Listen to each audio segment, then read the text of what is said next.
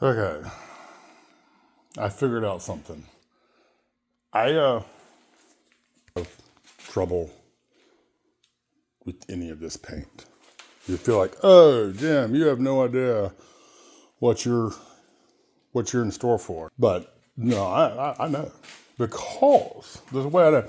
None of that's going to be a problem because I have tackled this cowl.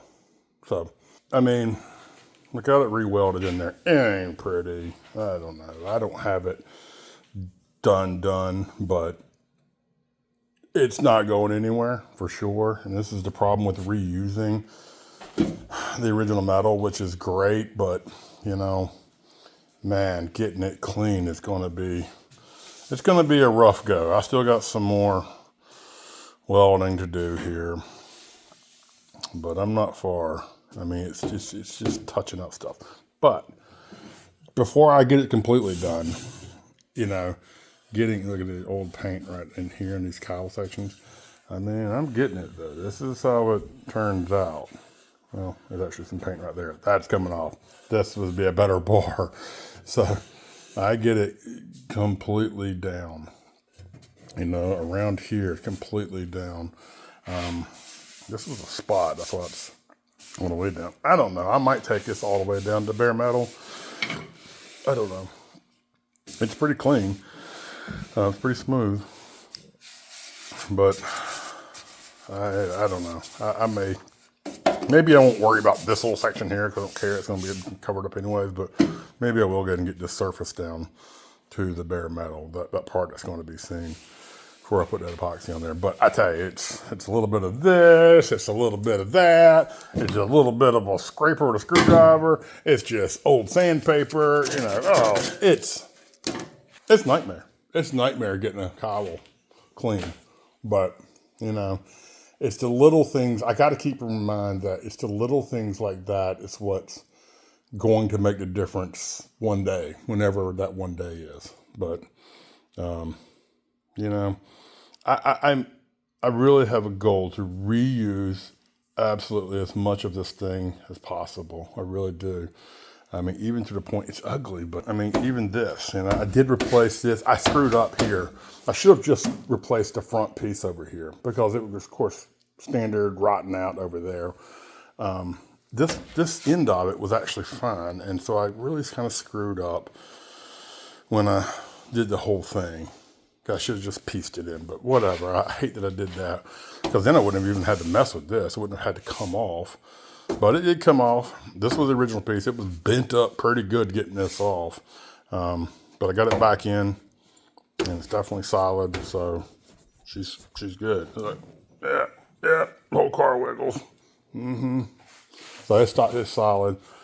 I get this cowl done, and then it's back to the floor. You know, honestly, it's almost day one kind of thing. I started screwing around because I just wanted to do something so bad. So I just had taken out this section of the floor. It was so rotten anyways. I'd cut that piece out, but I stopped realizing, oh, you don't have all the tools you need. So you definitely got some more work to be done. And I started messing with it. And I was like, man, I got to get to the root of this problem. You know, I got to get up in there and, you know, but now, you know, oh, I can't even see it. Oh yeah, there it is. She's pretty now. You know, it's solid up in there.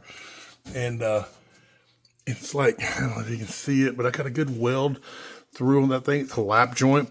It ain't right. I know people will tell me, hey, Jim, that's not right, dude. Should have done that. But you know what? It fit really well when I got it in there. Doing the overlap. And I'm like, I ain't Fitzy. You know, Fitzy, it does his cutting butt, which I did my first cutting butt on the driver's side because I did need to have a butt joint there. But it worked well. It's unseen metal. It's never going to be seen again. And while I want it to be right, I also want it to be very functional, and it fits so well with that lap joint that I mean, look, I mean, it's jagged up in here a little bit, but it's solid. You know, I can't screw around with this, but so much more because this is the original metal, obviously, and so I don't want to mess with it so much. But it fit, and I knew that it would fit. If this lays back down, then the car is right. I know it's right because that's the original piece. If that fits, it's going to be right. So it's all about the finish work now, you know? I mean, the only part of this that's ever seen really is you know, this point, because the trim comes to about right there, to the outside right-hand side of my finger. That's the trim for the windshield. So none of this is ever going to be seen again. I want it right, but it's never going to be seen again. You see from here to here. That's it. Everything else just needs to be very functional and right as far as structurally sound, waterproofed, whatever you want to say. That's what needs to happen. But what needs to look good is right here. So same thing with this floor eventually, you know. I mean, I would love to just do the panel. Hey, Helios. But I don't have that option really. I mean, I do, but then I still got to fix this transmission tunnel because I mean, it was terrible right up in there where the seatbelt went and stuff. It was just rotted up too far. That right there is the thing that drove me to saying, I'm doing a whole floor more than anything else. The more I thought about it, it's like, oh, you know what, dude? The whole floor is probably less work than putting into pieces anyways. Because again, I want it to be right. I'll get it right. I'll clean this frame up right. It'll, you know, I now have the right tools to do a spot weld removal and sand it up. And, you know, I got all kinds of different stuff, you know, to get that right. I will have to do a very little bit of patchwork right up in here on the floor. But that's really the only, you know, firewall extension toe board area. So I think I can handle that little patch repair. But, you know, it's coming out. It's getting clean. A little piece of metal still left. But, you know, I'm pulling out some rocker panels are good. They're solid. You know, there's no issue with any of that. It's good. There's some rust up in here, but she's solid. You know, that's the old screwdriver poke test is good. But anyways, get the cowl done. I'm going to kind of throw the fenders back on because they're just in the way over here. Get them back on in place.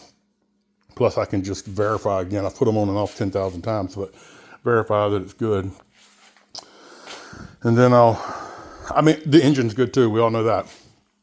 So the engine is, I can take that out. It's alternator's charging. I got that wired up right, checked it, cool, great. Got a nice little squeal on it once I actually got the load on that alternator, which I was like, okay, that's kind of cool. I don't like the squeal, but at the same time, I got a little leak there at the water pump. The water pump works, right?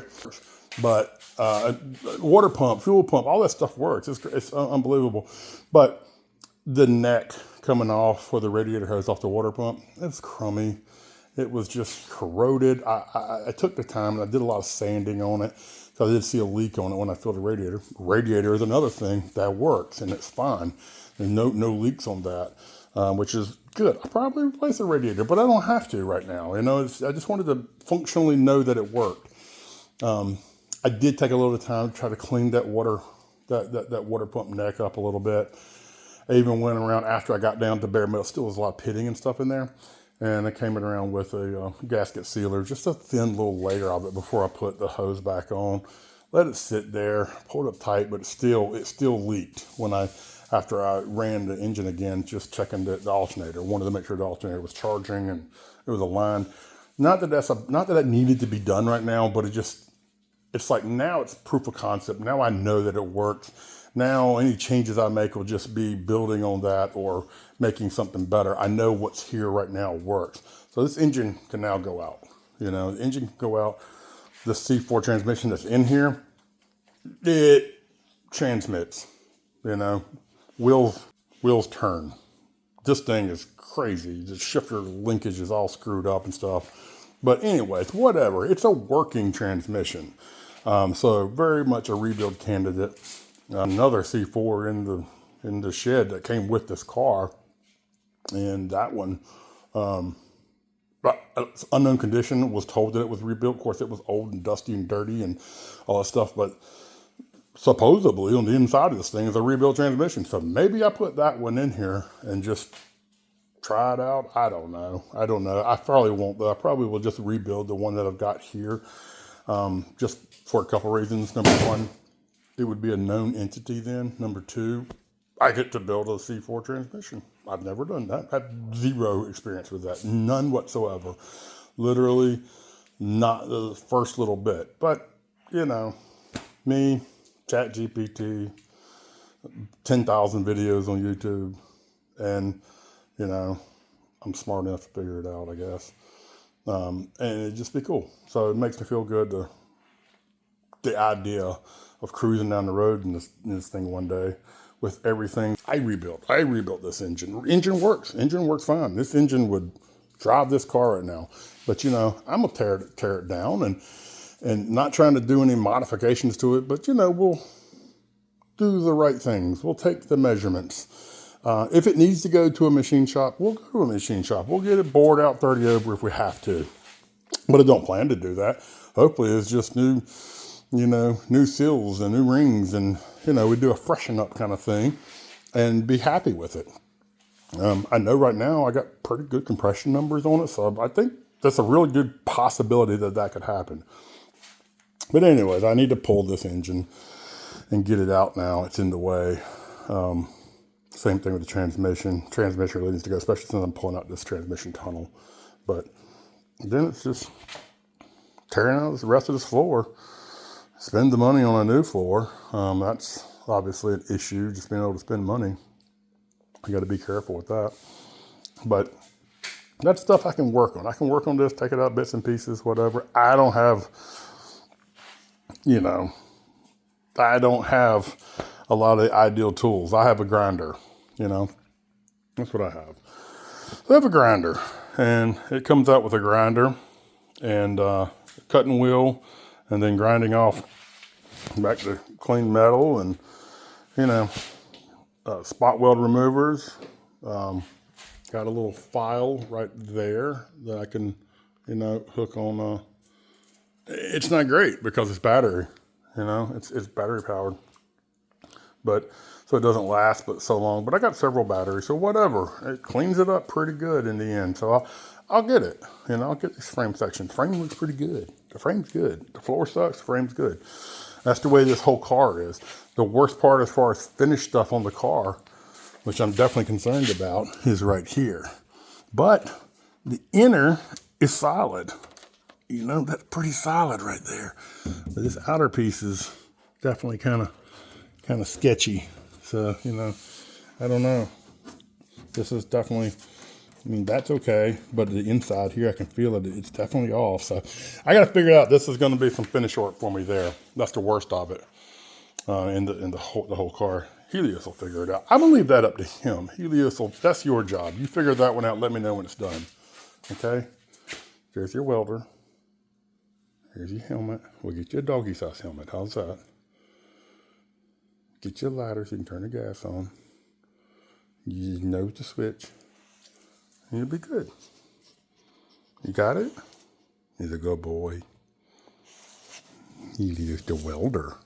Yeah, he's going to do a hug and everything now. Okay. Helios will let you know when it gets better.